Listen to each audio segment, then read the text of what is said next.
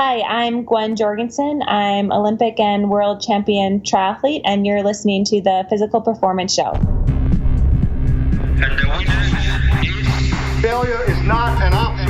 I've had my ups and my downs. I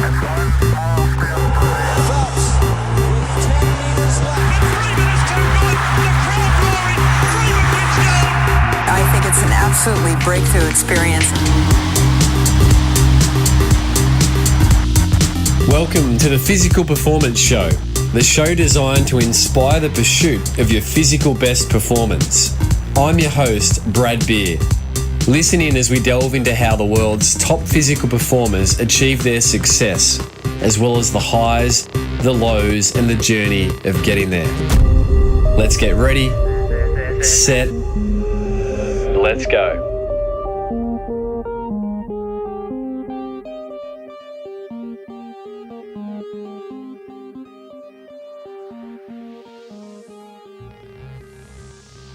Welcome to another episode of the Physical Performance Show, brought to you by Normatec Recovery and Pogo Physio. I trust you've been having a great week, and I trust that you've been enjoying pursuing your very own physical best.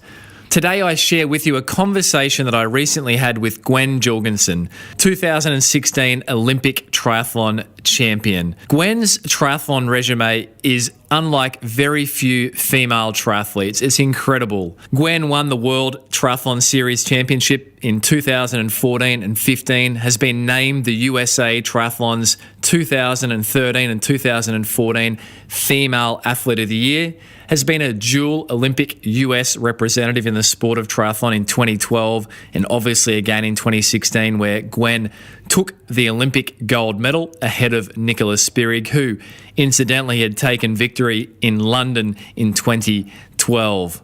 In 2016, Gwen's 13 streak consecutive winning spree from the World Triathlon Series came to an end on the Gold Coast, but no female triathlete has ever done that in the history of the sport. In 2016, after the Rio Olympic Games, Gwen made an announcement where she declared that she was shifting her focus from the sport of triathlon, where she had enjoyed so much success, the highest level of success, and Gwen declared that she was going after gold. That's right, gold in the women's marathon for the Tokyo 2020 Olympic Games. We cover that today in this conversation. We talk through the bold declaration, the reason behind it, and why it's such a driving force for Gwen as she now works to the 2020 Olympic Games in the marathon. We discuss what Gwen's learning at the moment, the adaptation that her body is undergoing as she transitions from what used to be 40-mile running weeks while she was training as a triathlete to now the required 100-plus miles per week consistently. We chat about what Gwen has been learning and experiencing running with recent New York Marathon champ and multiple US Olympian Shalane Flanagan running at altitude in Boulder. We discuss Gwen's outing in the New York Marathon in 2016, the same year that Gwen took gold in the Olympic Triathlon, and what it was like running through the ever-supportive streets of New York and Manhattan. We touch on Gwen's all-in YouTube video series, which is just awesome, and we'll certainly have that tagged up in the show notes.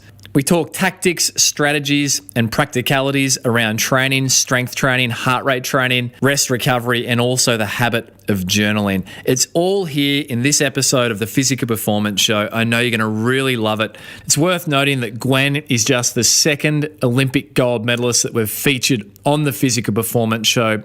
Previously, we'd featured Matthew Belcher, who won gold in the 2012 470 sailing class in London. So let's jump in and hear from an Olympic gold medalist, Gwen Jorgensen.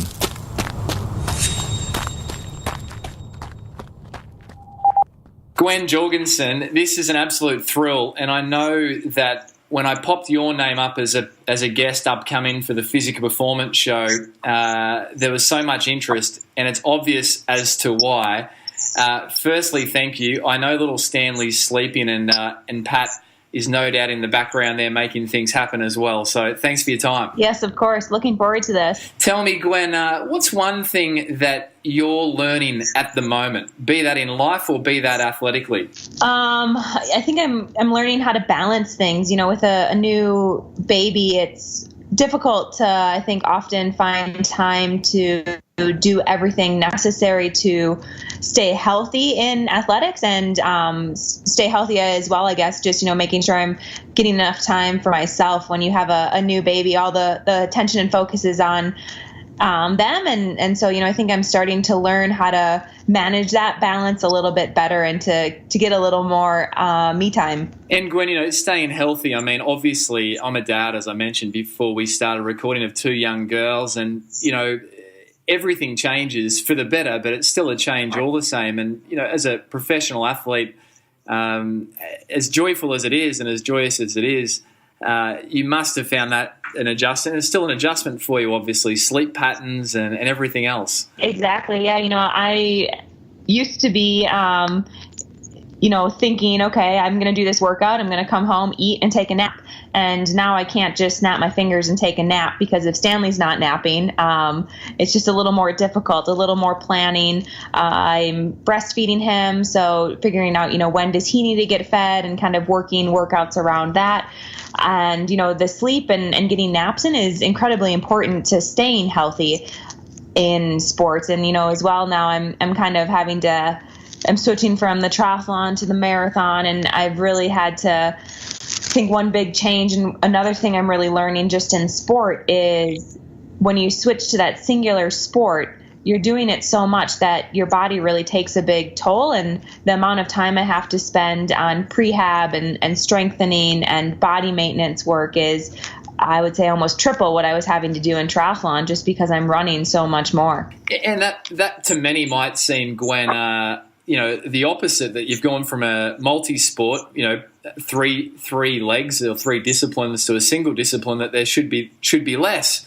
But obviously your running volume's increasing, and it's an unforgiving, load on the body running. So that's what you're finding, let alone off the back of, giving birth to beautiful little Stanley. Exactly. Yeah. I never ran over probably 40 miles a week in triathlon, and now I'm trying to get up well over 100 miles, and it takes the body a long time to not only adapt to that, but through that adaptation, you're going to get little things that flare up here and there, and I really have to pay attention to those, and I'm have to do strengthening exercises to get my body used to running those sort of miles, and hopefully my body will adjust and be able to run those higher mile weeks. And Gwen, I mean, it's well documented in your great Instagram gallery and your Gwen Jorgensen all in videos on YouTube, which listeners, you must jump over and check out. But you started with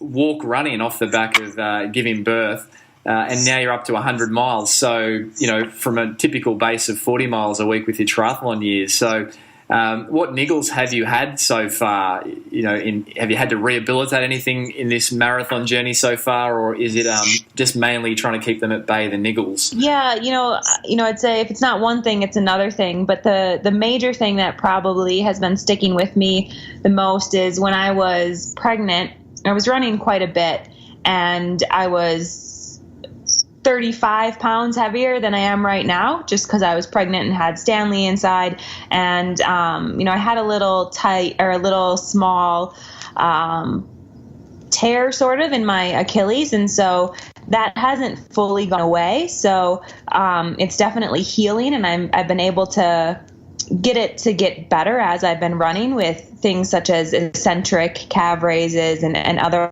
exercises. But that's probably been my biggest thing that's stuck with me throughout this mileage buildup. And every week I'd say, though, there's something different. If it's not the Achilles that's bothering me, it's my IT band or low back or ankle is really stiff, or it just seems like it's always something. And I think that's another thing I'm really learning in running, is that you need to really enjoy and really take advantage of those days when you don't feel like anything's wrong, because running that many miles, I want to get up to 120, and you're running that many, your body isn't going to feel great. And so I think I'm just learning to cherish those days when I do feel like I am 100% healthy. How often are you having those days, Gwen?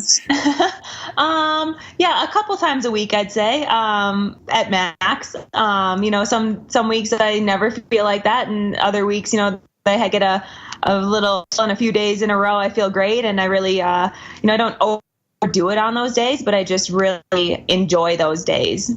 And I think, Gwen, that's so refreshing. Thanks for being so transparent, because, it's easy from the outside to look in at an Olympic champion and just presume that there's more good days and not good days. But it's refreshing to hear that. Gwen, you've currently, I believe you're in Boulder. Your home now is Portland, Oregon.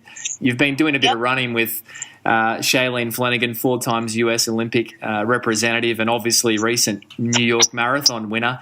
I saw a great video that you popped on your gallery just only inside the last 12 hours of you running with Shalane.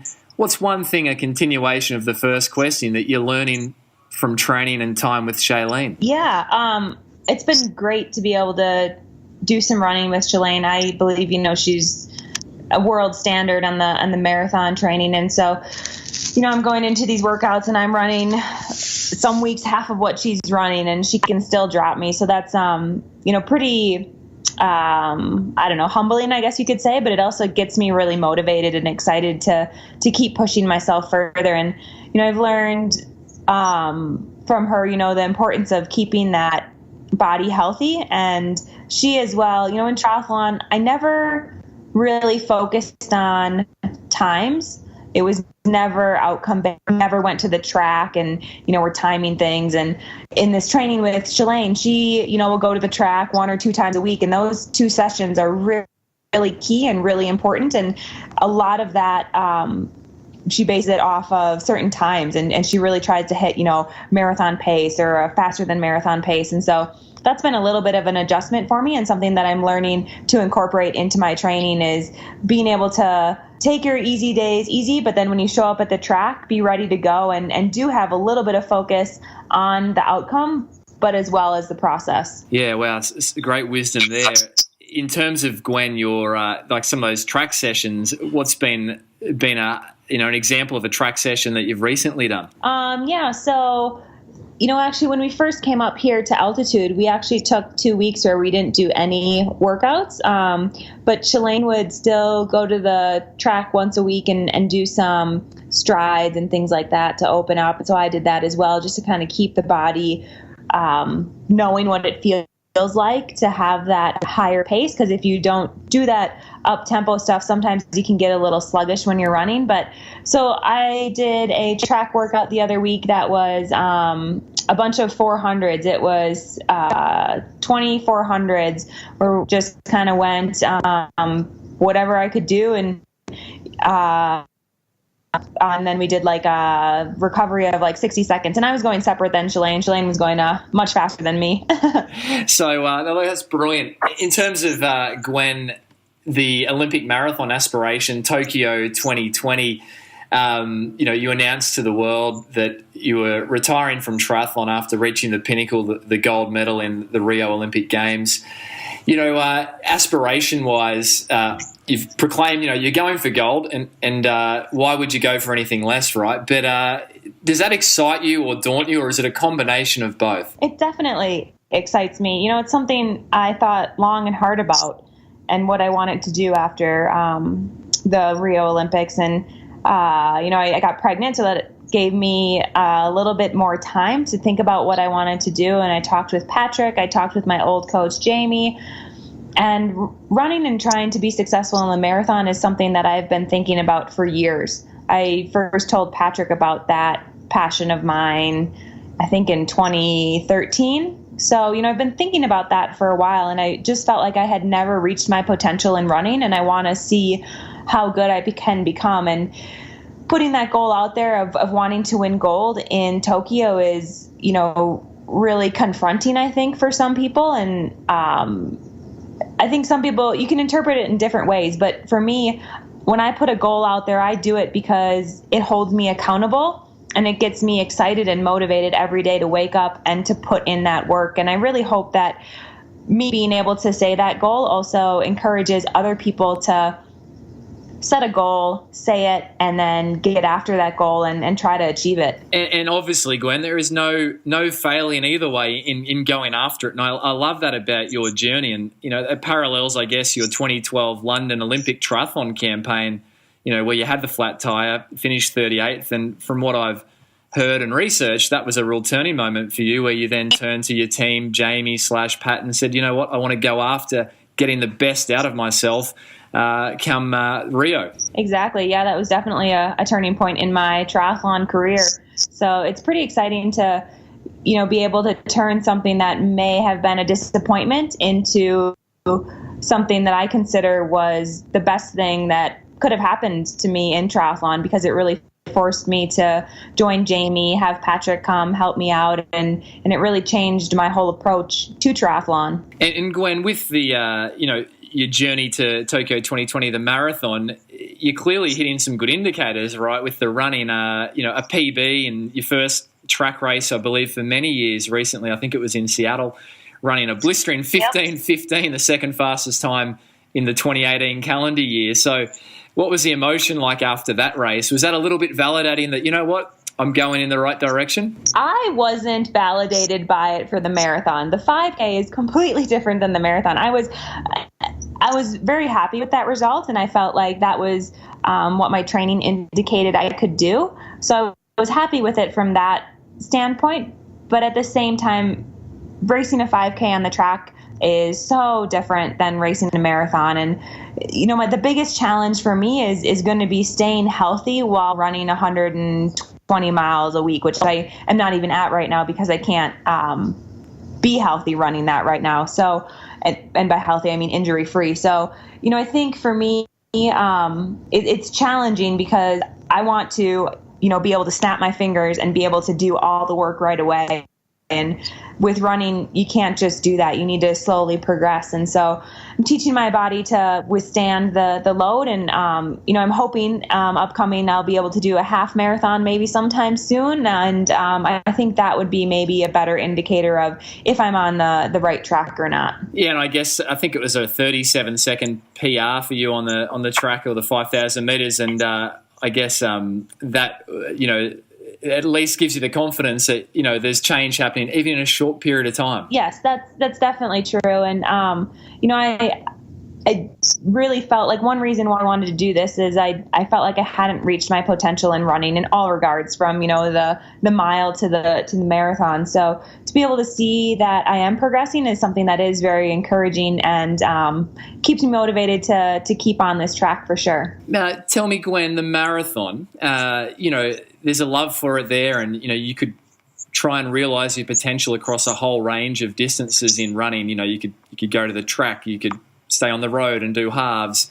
But you've chosen the marathon. Was there a moment in perhaps your youth? I believe you started originally, in the swimming pool, but has there been a marathon moment or memory that sticks with you that really flicked the lights on about the beauty of the marathon for you? Yeah, that's a good question. I don't have one specific moment, but for me, the marathon embodies everything I am about, in the sense of I feel like it's the pinnacle event of the Olympics. It's been in all the Olympics. Everyone knows it. They know it's an Olympic event. And for me, my passion is going to the Olympics and representing my country to my best ability. So that's what really draws me to the marathon, is having that be the iconic Olympic event. And then I did do one marathon in New York right after Rio, and just the fans were incredible. They lined the course and were cheering so loud, and it felt like it was this one-day world championship event. And having that sort of atmosphere and knowing that there's so many other people, thousands of people running the marathon as well, it's just something that's really exciting and keeps me motivated and wanting to do that longer distance. And I mean, New York, what a place to make your marathon debut. I had the great privilege and joy of running it in 2015, Gwen, and I say to runners now all the time, whatever you do, put New York on your bucket list. Don't worry about the time. You've just got to experience it. It's unbelievable. It really is. It's just incredible. You would have had a deafening reception once you hit Central Park, I imagine, Gwen. Yeah, I mean, I felt like the whole way was just people were lining everywhere. The only place I felt like there wasn't anyone was on the bridges. It was definitely an exciting day. You know, I think it was also really difficult. Hopefully your marathon went better than mine. I was at about mile 10 and I felt like my legs were going to fall off and I go, oh my gosh, how am I going to finish this? So, it was definitely really hard, but having all those people along the course was just incredible. I remember some people had signs that were, I remember one sign, somebody had like swim, bike, run, and they crossed out the swim and the bike, and they just put run, Gwen, run. And it was just super cute. And, tons of fans were out there, and it was really, definitely is a bucket list marathon if you're going to do one.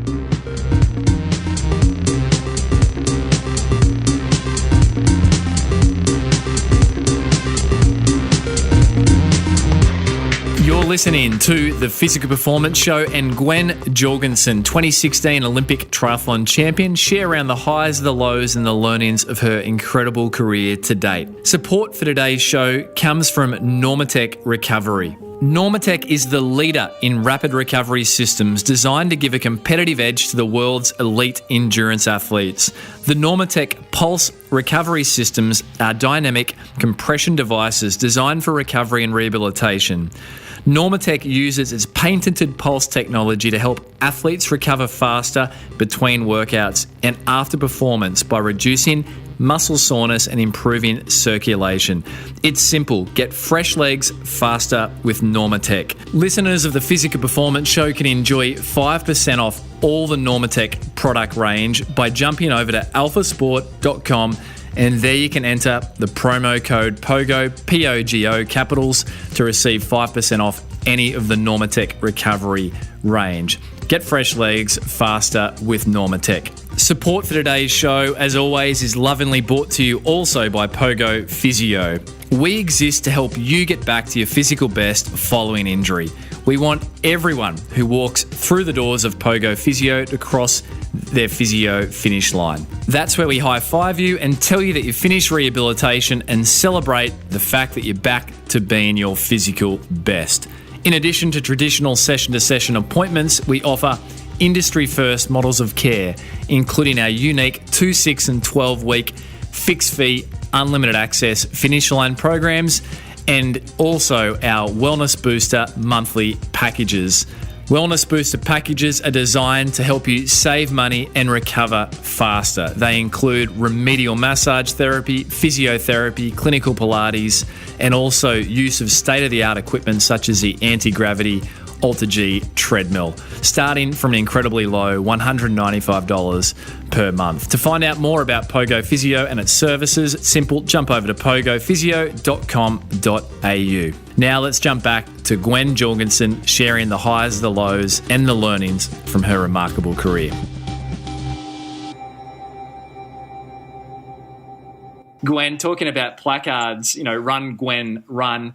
All in, hashtag all in. I've seen you with your all in t-shirt. I believe the YouTube videos Talbot and yourself are producing. I think they might be called all in. What's the genesis of the all in hashtag? Yeah, you mentioned the YouTube series, and that's something that my husband Patrick really wanted me to do, encouraged me, almost forced me to do, I should say. I'm a very introverted person, and I don't always like to welcome people into my little circle, but I really wanted a way to connect with fans, and I'm really actually happy that Patrick suggested we do this, and that YouTube series All In is something that Talbot is going to be documenting just my journey from, non-runner triathlete to trying to become Olympic champion in the marathon, and there's going to be ups and downs, and hopefully people can resonate with a lot of things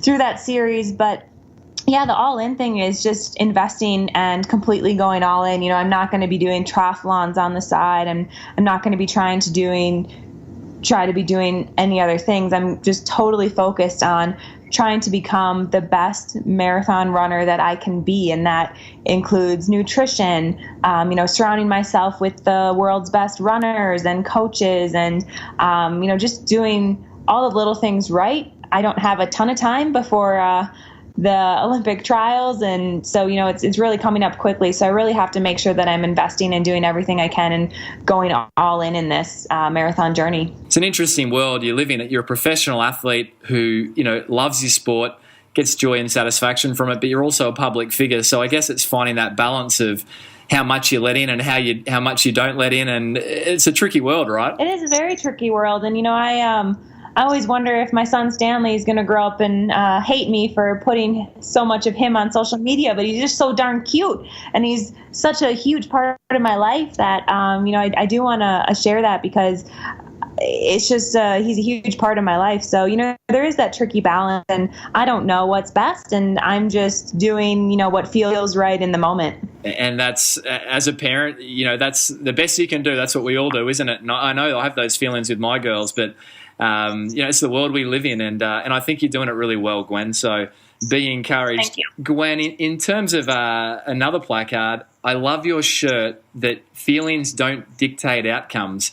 You had that one on, I believe, after your 5,000 metre indoor PR there recently. Is that one of your sayings and one of your training mantras? I'd love to claim it as my own, and I kind of am claiming it as my own, but it's actually from my triathlon coach, Jamie Turner, and that's something that he taught me very early on in my triathlon career, and it's something I remind myself of daily. You can show up to a race, and my thinking in my head is, if you prepare for this one race, let's say the Olympics, one day out of 4 years, what's the likelihood that you're going to wake up that morning and feel great? It's like almost zero. Like, you're going to wake up and something's going to not be right. You're either going to be nervous or maybe a little sick, or you're going to be tired. There's so many different factors. And so for me, I've really just used that as a mantra for 4+ years, that feelings don't dictate outcomes. And I've been able to perform in races where I've been sick, where I haven't gotten sleep the night before, where, my bike didn't show up and nothing went to plan. So it's something that I've really embraced and has helped me perform by just really remembering and saying that mantra. It's brilliant, and it's so truthful, and what a wise man Jamie is. Tell Gwen, in terms of Rio, I don't want to dwell too long on Rio, not because it's not significant. Obviously it is, but, you've spoken about that at length already. But there's this one thing that I found fascinating with your Rio performance, Gwen, and that was, Nicola Spirig, who, was the gold medalist from London, and you were head-to-head with Nicola on the run leg. And, it's documented there was a bit of dialogue between you two, and you said something in response to Nicola, which I just found so interesting, and that was along the lines of that, Nicola, you're a mum, and that's much more impressive than the gold medal. What was the context in that? What was the conversation like that you were having? Put listeners in perspective, Gwen. Yeah, so we were neck and neck, and we were going into a headwind, and she didn't want to lead, so she said, you should lead, and I said, I just led the last lap, so you should take the lead. And she said that, she already had a gold medal. So hence, she didn't need to do any work because she already accomplished that. And to me, I said, well, you're also a mom, and that's more impressive. So, to me, sport has always been a huge part of my life. And, we just talked about how I'm going all in marathon and, doing everything I can. But at the end of the day, having family and friends, it's way more important, and that's what defines me as a person. And I think that has really allowed me to have more confidence in my sporting career just by having that balance and knowing at the end of the day that, being a mom is way more important and something that I am incredibly proud of, way more so than anything I've achieved in athletics. Yeah, it's such perspective, isn't it? And I think both of yourself and Nicola are amazing role models for women. And talking about role models for women, Gwen, you recently tweeted something out which, as someone that works in the world of health and exercise science, I thought was so refreshing coming from someone like yourself that has such an influence amongst the sporting world. And that was, you tweet around women's cycles, and that, you tweeted, Gwen, calories in greater than or equal to calories out are key. Women's cycle is a good indicator of health, and Stanley has been the only interruption in your cycle for 4 years. And you tweeted out your graph of that. So I just want to say, firstly, as a health professional, thank you, Gwen, because this information and transparency isn't always available for women in multisport. So obviously you're quite passionate about educating and empowering women in not just sport. Yeah, I think there's a big misconception that if you're really athletic, or if you run a lot of miles, or if, whatever, if you do a lot in sport, that it's okay to not get your period and to not have your menstrual cycle. And I think that's totally incorrect. I think you can be at the top of your game. You can be putting in a lot of miles running, or you can be, a world-class triathlete, or whatever your sport is. And that doesn't have to mean that your menstrual cycle is affected. And for me, I really think when your body loses that menstrual cycle, I think it's warning you, hey, I'm not getting enough nutrients here, and I'm not able to, stay on my cycle like I should be. And I think that's the first warning sign for athletes. And it's a red flag saying, what's going to be next? Maybe a stress fracture or something else, because you're not getting those nutrients. So I think it is a really important topic, and something that not all females are aware of. Yeah, and certainly as a physiotherapist dealing with, bone stress injuries, these are factors that can't be overlooked. And so I was just very encouraged when I saw someone like yourself tweeting out about that. So thank you for that as a health professional. Gwen, in terms of practicalities, strength training, you mentioned that, you're adjusting to the higher running volume and, dealing with trying to prehabilitate certain things and, keep on top of your Achilles as an example. But what's your strength routine look like at the moment, Gwen? Can you let us into your world there? Yep. So I'm doing, I'd say strength work 3 times a week. And it's funny because in triathlon, I would go to the gym, similar, I guess, but it would take me only 20 minutes to do things. And I have that in my head now. I'm like, oh yeah, it'll only take 20 minutes. And I can never get out in less than an hour. I just have so many things that I'm working on. So it's a little, that's been a big adjustment, I'd say, going into the running. But a lot of it's focused on glute strength. A lot of it is the calf strength and the ankle flexibility and strength. And then as well, I'm getting in things like opening up my thoracic spine. I'm doing a few stretches, some foam rolling, and then, some strength as well in the core, upper body, and lower legs as well. So I'm doing that 3 times a week. And then on a daily basis, I'm doing things like eccentric calf raises. I do a few glute things as well on a daily basis, and some ankle mobility stuff. So every day I'm doing stuff, but I'm only hitting the gym, I'd say, hard 3 days a week. And that's obviously a program that's been written for you, Gwen? Yep, that is correct. It's actually Pascal, who is someone I worked with when I was in college as well. He's helping me with that program. Big shout out to Pascal. Dr. Amy, who's a regular listener of the Physical Performance Show, Gwen, she did ask, what are Gwen's favourite 3 core exercises? It's a bit like choosing favourite children, but what are your favourite exercises, Gwen? Yes. I really enjoy doing planks with movements. I feel like it's a whole body activity that really focuses on the core. Another one I've really started to like is you stand up and you have like an elastic band hooked to something perpendicular to you, and you hold it out from your chest and bring it in and put it out. I don't know if I'm explaining this very well, but that's another one that I really like for core. And then I also like Russian twists. On a med ball or Swiss ball? On a Swiss ball, exactly, yep. Weighted, anything in your hands, or pure just hands clasped together? Oh, with the med ball. Probably like 10 pounds. Brilliant. All right. So, Dr. Amy, there's the top 3 from Gwen. Gwen, in terms of training practicalities, just a couple of more things here that a listener's thrown up a question, Steely or Craig. Does Gwen use a heart rate monitor in training and heart rate zones, or do you go mainly by pace and pace zones, Gwen? Yep. So, I wear a heart rate. I have a Polar watch that has heart rate on the wrist, which I absolutely love, not having to wear a heart rate strap to get my heart rate. And For me, when I'm in the moment running, I'm not looking at my heart rate, but that's something I look at after the workouts.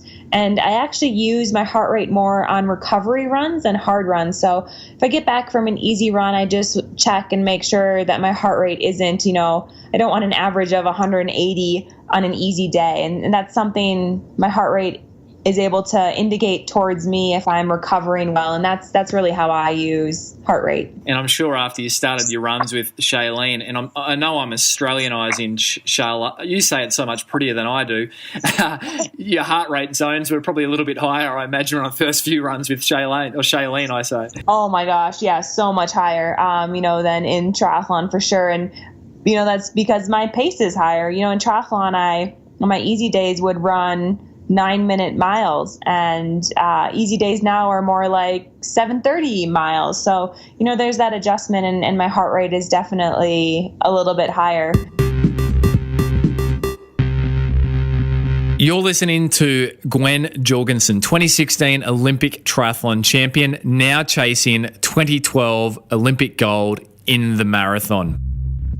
If you missed last week's episode of the Physical Performance Show, then be sure to jump back and tune on in. It was a preview episode leading into the 2018 Commonwealth Games.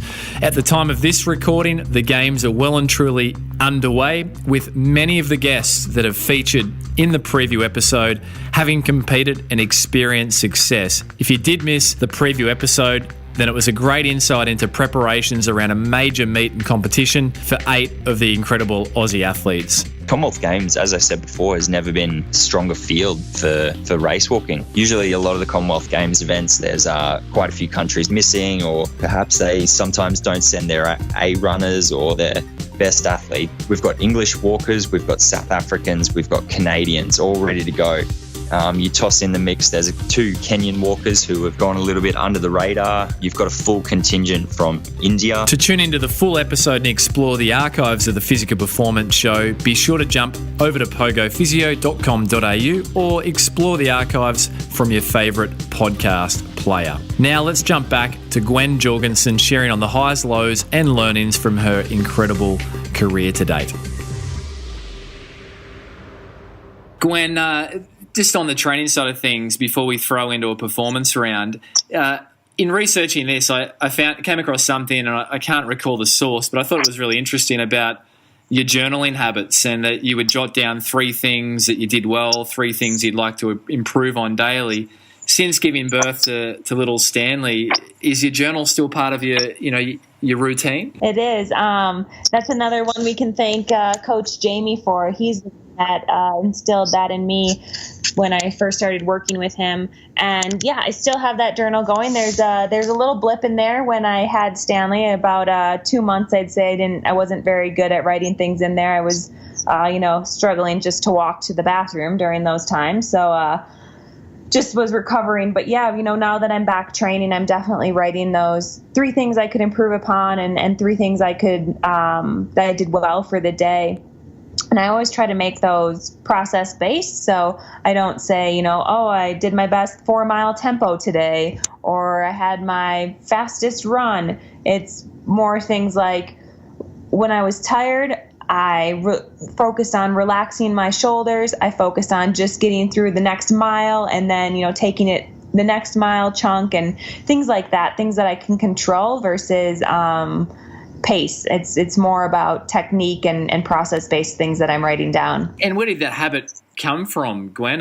Was that something that, I think you said Coach Jamie, but was there a time in your career where you realised you needed to start reflecting on things more? Or yeah, it started, as I said, because Jamie had me do it, but he had me do it because he found that I was sabotaging myself. So he actually, I would go out and in triathlon, I'd have a peak power, and I'd come back and say, oh, my power meter was off. And Jamie's like, no, you had a good day. Like, why are you sabotaging this? And, I'd go out and I'd have a really good run, and I'd say, oh, well, I had the tailwind. And I would just always keep never really giving myself enough credit. So the journal actually started to help me realize that I was doing things on a daily basis that were helping me become a better athlete. And that in turn is something that I use heavily and rely on heavily to get confidence from going into races. So before races, I go back and look at the 3 things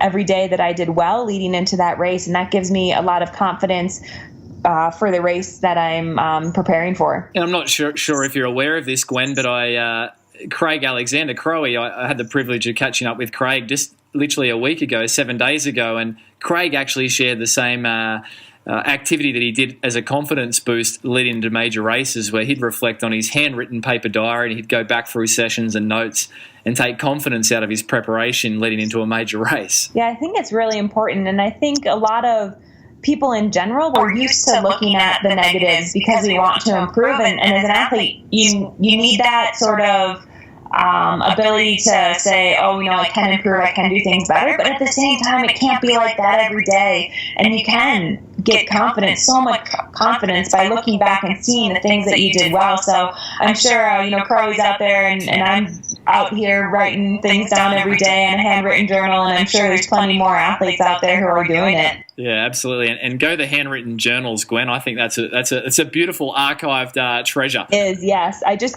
my handwriting's awful. Sometimes I look back on them, or I to ask Patrick to look back. He's like, "What is this chicken scratch? I can't read anything." So I just need to remember to write legibly. Fantastic! What a great habit. Keep that one going. Gwen, let's do a performance round. So this is a little bit of a rapid fire question answer around some training principles and reflections. Here we go. You ready for it? This can be a session for the day for you. I know it's the tail end of your day there. Gwen, training session you most dislike? Fartleks. Training session Gwen Jorgensen most loves? I love doing 1 kilometer repeats. Ooh, and are they with how much rest, Gwen? Well, ideally, in a perfect world, I would, and this is not a marathon workout because it's way too short, but my favorite workout is like 6 to 8 1Ks with equal recovery. So if you run a 3-minute K, you're taking 3 minutes rest. 1-to-1 work-rest ratio. Favorite pre-race meal, Gwen? What fueled you through, at one point, your consecutive 13 or 14 World Triathlon Series wins and then on to the Olympic gold in 2016? Was there a consistent fuel? Yep. My pre-race meal was oatmeal, and we normally make it in the hotel room. So Patrick would bring a rice cooker and oats, and he'd soak them overnight and then make them the day of the race. And normally I'd stir in some fruit like banana and then some peanut butter. And it's a good time to shout out, I know he gets a lot of kudos for this, but Patrick's culinary skills are remarkable. So big shout out to Patrick. Bedtime, morning time, let's answer this pre-Stanley because it's not fair to ask you this post-Stanley. But pre-Stanley, was that quite rigid and structured for you, Gwen? Yeah. I've always really liked to go to bed kind of early, and I never like to set an alarm. So yeah, I would say, normally it kind of changed though, because depending on where I lived, when I lived in Spain, it just, the whole shift, I'd go to bed later, wake up later. But, normally I like to go to bed by 9 and sleep in. And the athlete you most admire, Gwen? This is almost impossible, but is there an athlete, even if it's at the moment, that you admire, and why? Oh boy, that is really tough. There's a lot of moms out there that I admire for paving the way for me to know that I can do sport and be an athlete. But I think, from triathlon, somebody that I really admired was Javier Gomez. He really was a full, complete triathlete who was a strong swimmer, strong biker, strong runner. And when I first started triathlon, I was kind of known as only a runner. And I looked up to Javier thinking, if he can do this, I can too. And I want to be the complete triathlete. And so he's somebody that I really admired and tried to strive to be like in my triathlon career. Well, I think you emulated him very well with consistency, Gwen. Toughest competitor you've ever raced? Who would that be and why? Oh boy, toughest competitor. Geez, these are hard questions. I mean, there's like so many.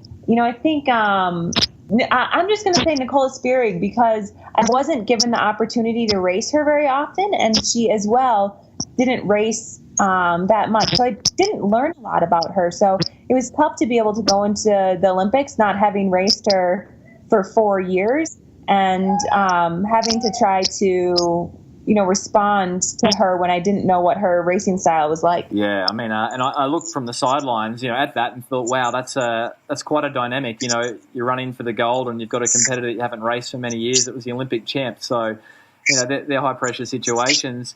Was that Stanley in the background, Gwen? It was. Stanley just came home with... Patrick was out with him for a bit, but they came home. I think he's good, though. Do you need to give him a hug? No, he'll be okay. He knows I love him. I'm sure, but let's push on to make sure you get him in your arms as quick as you can. Gwen, is there a mantra, or was there a mantra that you would typically use when you were racing? Yeah, so for me, I always just use process-based things. So, in the swim, I'd always say Jim, J-I-M, and that doesn't make any sense to anyone but me. It was talking about a puppeteer, Jim, who kept his puppets' elbows up high. And so I would always imagine then that I had a little person with strings keeping my elbows up high in the swim. So, I would repeat Jim. And then on the bike, a lot of times it was, weight on the outside foot. And on the run, a lot of times it was cadence or relax my shoulders. So for me, my mantras were always technique-based things that I repeated to myself. Gwen, your best recovery tip. What's that one? Find a good husband that will have a meal on the table right away when you get home to get fuel in, and as well make sure you get massage or body work done. Yeah, brilliant. Gwen, one word to describe your racing style. I'm going to say my racing style is stubborn. How would Gwen Jorgensen describe being in the zone? Yeah, it's a magical thing. Being in the zone is when you're completely focused, yet also a little unaware. That I know that doesn't make any sense, but you're completely focused in the moment and you know everything that's going on in the race, but you're unaware of things that are not going to affect your race. So, not being distracted by the fans or things that won't help you get across that finish line the quickest. And when was the last time, Gwen, that you were in that zone? Oh boy, it's been a while. Probably when I did the Island House race in 2016 post-Olympics. And I thought you might have been in it going up the bridges in the New York Marathon when there was no one on the sidelines. Oh boy, no, those moments I was just, I was a complete struggle fest, just trying to get one foot in front of the other. Definitely wanted distractions that day. Brilliant. Gwen, last question in the performance round. You've done really well. What's the hardest session that you've ever done? Any session that really pops to mind? Yeah, so Jamie gave me this workout that it was an uphill bike workout at a certain cadence. It was like, cadence of 50 and 60, so super low cadence, strength work. And he also gave me power outage numbers that I was supposed to hit, and I failed it probably 6 or 7 weeks in a row. And the 8th week, it was the final week before I was going to a world championship event, and I remember I didn't get it that week either, and I never accomplished that workout, yet I was able to go to the world championship and win that event. But that workout, I remember coming back and being really upset that I wasn't able to accomplish it, because every week I'd go in with the right mentality. I'd say, okay, you know what, this week is the week I'm going to do it. I've ate correctly, I've prepared correctly, everything's going well, I'm going to do it. And I remember coming back having failed it and talking to Jamie, and Jamie talked to me about pounding the rock, and how he taught me the lesson of when you go out there and you put in work with intent and with the right focus, you're pounding the rock and you're chipping away at this stone in essence, and you may not chip anything off that stone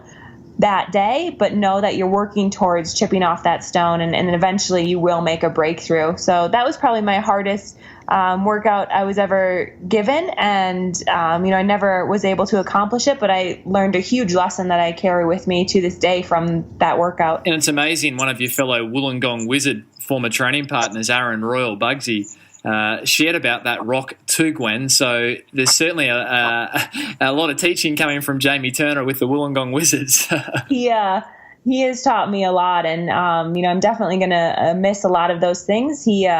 I believe is the best triathlon coach there is out there. And he's taught me a lot that's carrying over into marathon training. And, thankfully I'm very close with Jamie still. Patrick probably calls him almost every day. I probably only talk to Jamie maybe once a month, but he's definitely a big part of our life still. Yeah, that's brilliant, the relationship. Gwen, this show's about the highs, the lows, the learnings to help our listeners pursue and perform at their physical best.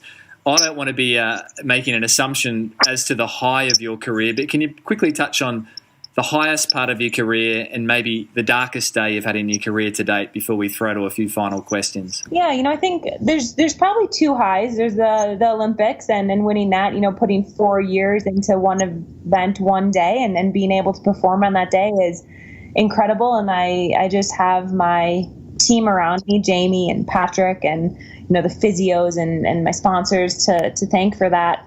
But as well, there's probably one other high that not many people would even, consider, or they'd overlook it. And that's, I did a race in Stockholm on a course that was hilly and there was cobblestones and everyone said, don't go to it. You're going to be horrible. You're not a good biker. It's not for you. And I went to it and had an incredible swim, an incredible bike, and ended up winning. And that's a huge high and something that will stay with me for a really long time, because after that race, I really believed, that I was becoming this world-class triathlete who could swim and bike with the world's best. So those are definitely the two highs and the lows.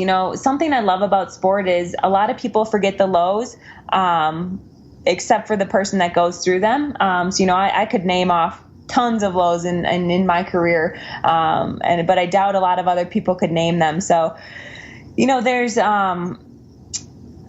the first race I did with Jamie. I DNF'd. Well, the first WTS I did, I got lapped out. The first race I did being coached under Jamie, I went in. I thought I was in peak form, thought I was going to crush it, and had a horrible day. I got out of the swim almost dead last. Jamie standing on the sideline just saying, cut, stop it. You got to pull out, Gwen. This is not your day. And so I DNF'd that race.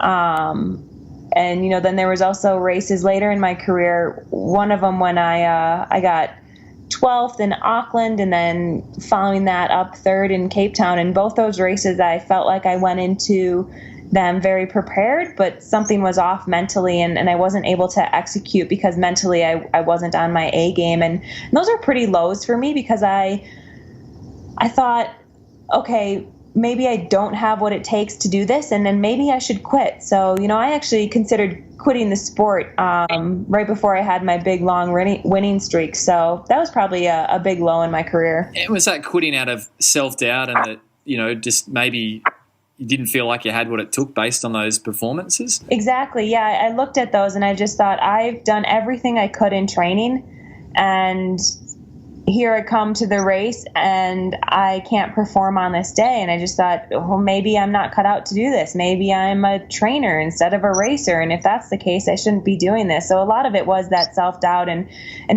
a major reason I didn't quit was because I did look back on my journals and my handwritten journals that, I talked about earlier, and saw wow, I am putting in the work and maybe I am close to that breakthrough.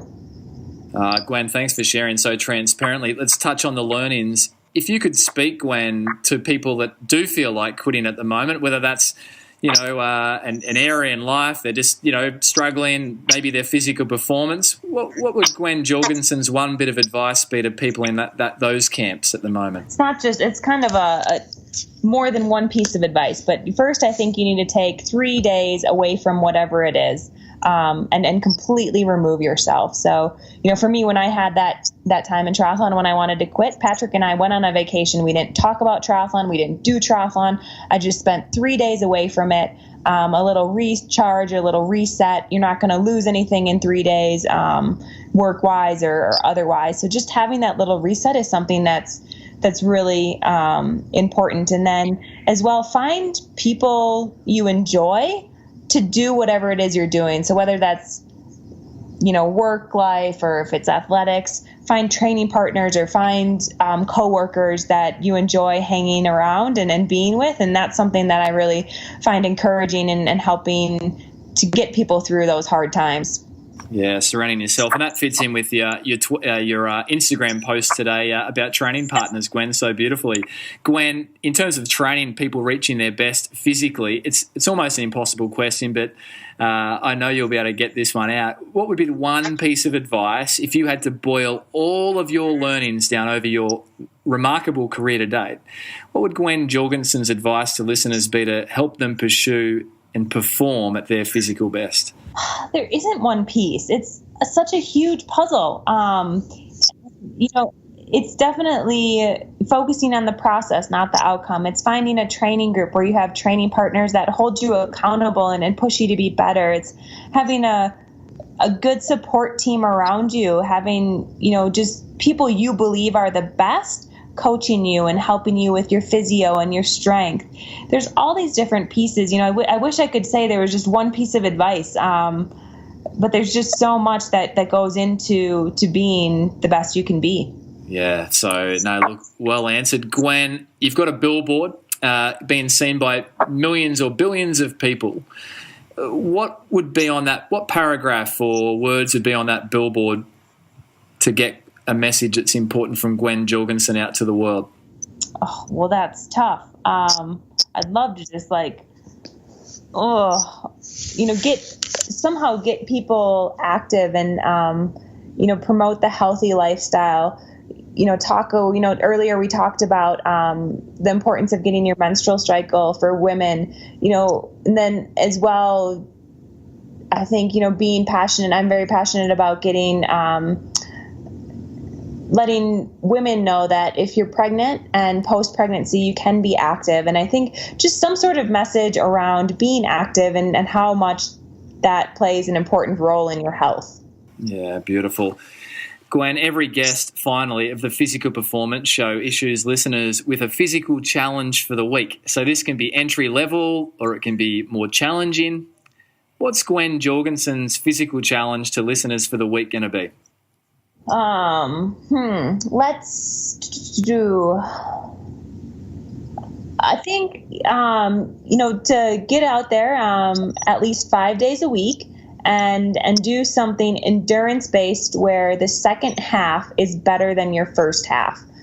I think a lot of times in races and in training, you go out and you feel great right away. So you go out really quick, faster than you could average. And I think that really holds us back. So to go out there, do something, 30 plus minutes and have that second half. So if you go 30 minutes, that second 15 minutes, make that better than the first 15 minutes. Yeah, brilliant. Finish stronger. If you take it on, do jump over. Let Gwen know you've taken on the physical challenge for the week. Gwen, where is the best place for listeners who have been inspired by your sharings today to follow your journey towards Tokyo 2020? Yeah, I think, the best way is through my YouTube channel, which is just, youtube.com/Gwen Jorgensen. That's really where you'll get some insights into my daily training and struggles and successes on this marathon journey. But as well, I post to Twitter, Facebook, and Instagram. All are just the handles at Gwen Jorgensen. And Gwen, you're a great follow, so listeners, do jump over. You will be inspired and also educated along the way. Gwen, I know Stanley's somewhere there in the midst of your home there at the moment, so I want to say thank you for so generously sharing your time and so openly sharing around your career highs, lows, and learnings. Thank you. Yes, I look forward to going and giving Stanley a hug and giving him his little feeding before bedtime. Brilliant.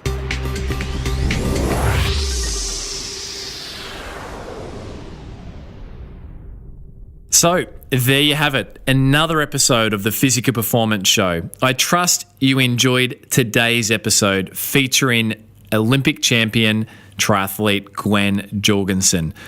What an absolute pleasure, privilege and honour it was to deconstruct some of Gwen's journey to date and do a bit of crystal ball gazing about what is to come. I think it is very exciting.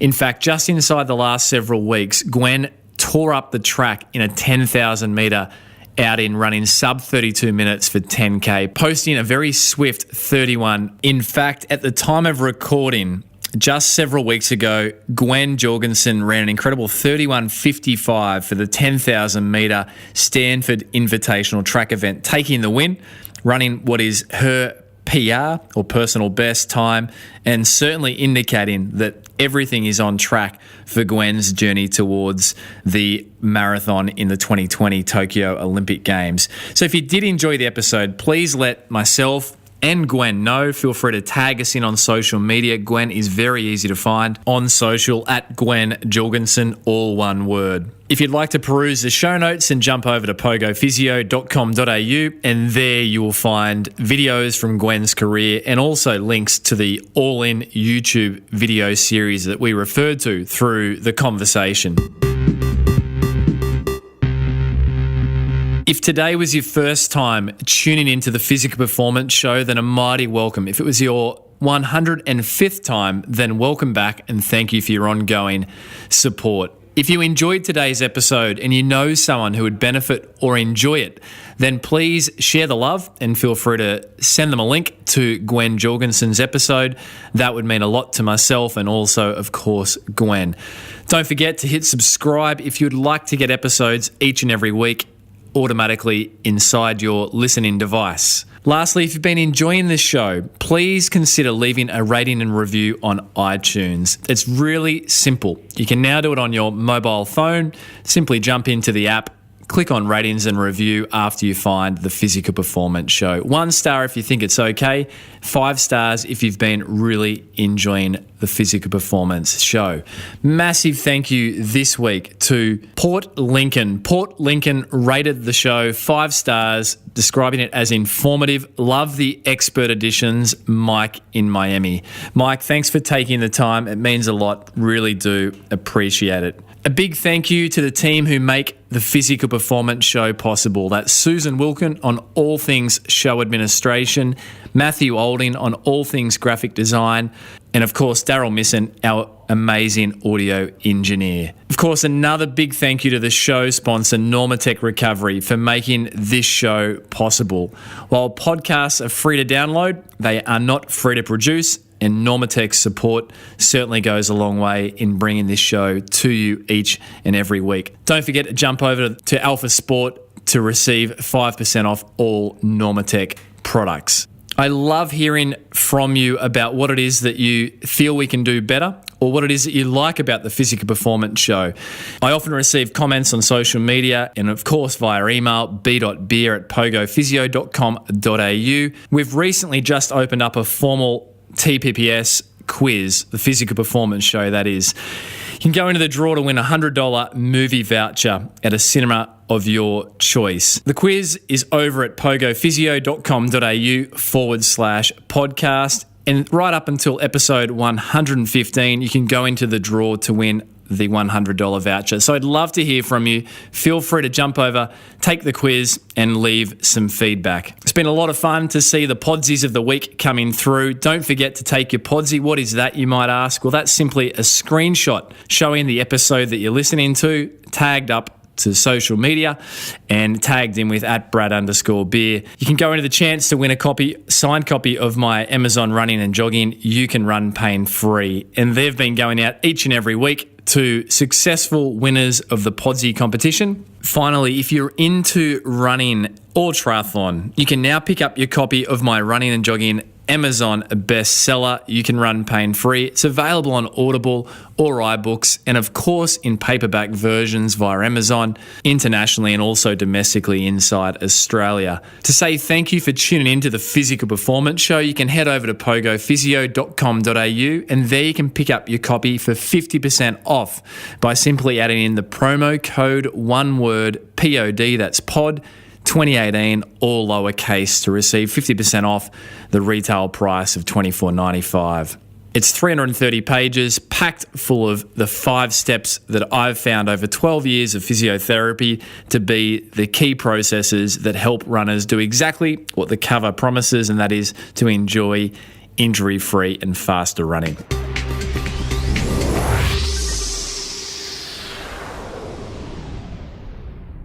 If you've been enjoying the triathlon guests, then be sure to stay tuned in to the Physical Performance Show to hear from Christian Blumenfelt, Norwegian triathlon powerhouse, who won the 2017 Jersey round of the Super League Triathlon Series in very dominant fashion. and recently made a foray into the 70.3 distance with a very convincing win in Dubai. Coming up on next week's episode of the Physical Performance Show, we jump over to an expert edition. It features Dr. Hal Rice. Hal Rice is an interventional radiologist based out of QScan here on the Gold Coast. He's the co-founding partner of QScan Radiology, which now boasts more than 30 locations here in Australia. It was rare to be able to catch up with a doctor as busy as Dr. Hal Rice, and during the conversation, we spoke through all things musculoskeletal imaging, when you need scans, when you don't need scans, what sort of scans, what to do with the scans, and a whole lot more. It's a really insightful expert edition looking at musculoskeletal injury and the imaging associated with it, being shared by, without doubt, one of the world's authorities in neurointerventional and also interventional radiology. So be sure to tune in next week for the expert edition around all things imaging for sports injuries with Dr. Hal Rice. Until then, keep pursuing your physical best performance. I'm Brad Beer, and this has been the Physical Performance Show.